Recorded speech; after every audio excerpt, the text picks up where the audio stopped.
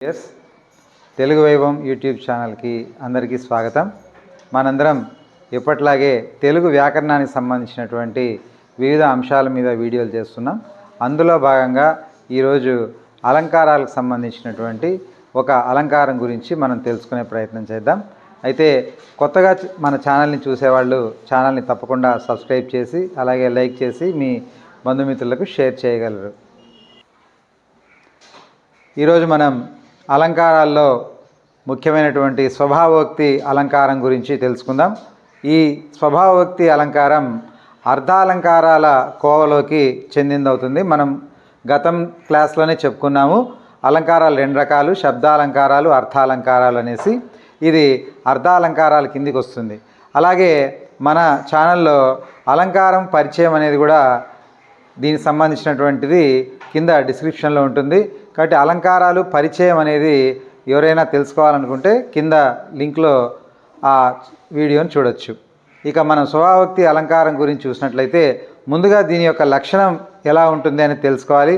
ఎందుకంటే ముఖ్యంగా 10వ తరగతి విద్యార్థులు అలంకారం గుర్తించి పేరు రాయడంతో పాటుగా దాని లక్షణాన్ని కూడా రాయవలసిందిగా ఇటీవల ప్రశ్నపత్రంలో ఇస్తున్నారు. కాబట్టి లక్షణం అనేది ఖచ్చితంగా రాయాల్సి ఉంటుంది. అలాగే అలంకారం పేరు కూడా రాయాల్సి ఉంటుంది. సో లక్షణం మనం ఇప్పుడు చూద్దాం. స్వభావోక్తి అలంకారం యొక్క లక్షణం ఏమిటంటే జాతి గుణ క్రియలను ఉన్నది ఉన్నట్లుగా మనోహరంగా వర్ణించి చెప్పినట్లయితే దానినే స్వభావోక్తి అలంకారం అని అంటారు. మళ్ళీ ఒకసారి చూడండి. జాతి గుణ క్రియలను ఉన్నది ఉన్నట్లుగా మనోహరంగా వర్ణించి చెప్పినట్లయితే దాన్నే స్వభావోక్తి అలంకారం అని అంటారు. స్వభావం అంటే ఏదైనా ఒక వస్తువు కావచ్చు, ఒక జంతువు కావచ్చు, ఏదైనా కావచ్చు, దాని యొక్క స్వభావాన్ని ఉన్నది ఉన్నట్లుగా చెప్పడం అని అర్థం. ఒక ఉదాహరణ చూడండి, మనకు అర్థమవుతుంది.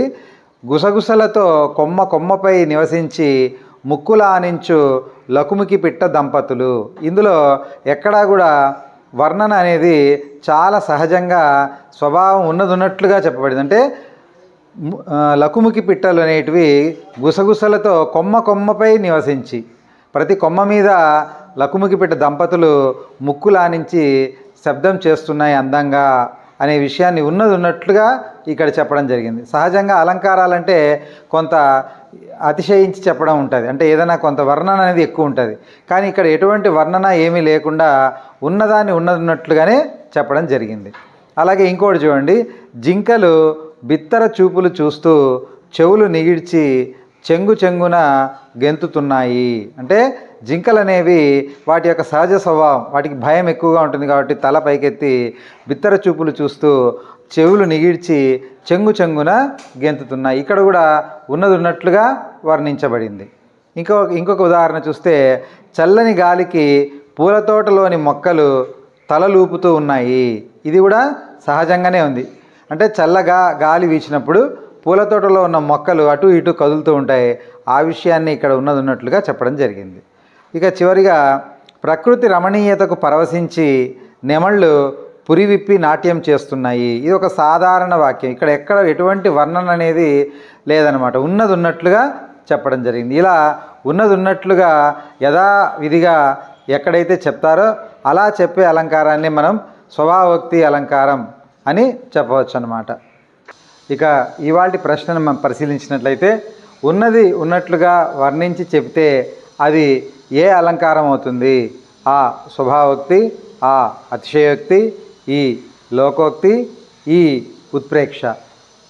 సరైన సమాధానాన్ని కామెంట్ రూపంలో తెలియజేయండి. అలాగే ఈ ఛానల్ని లైక్ చేసి మీ బంధుమిత్రులకు షేర్ చేసి ఛానల్ని తప్పకుండా సబ్స్క్రైబ్ చేయండి.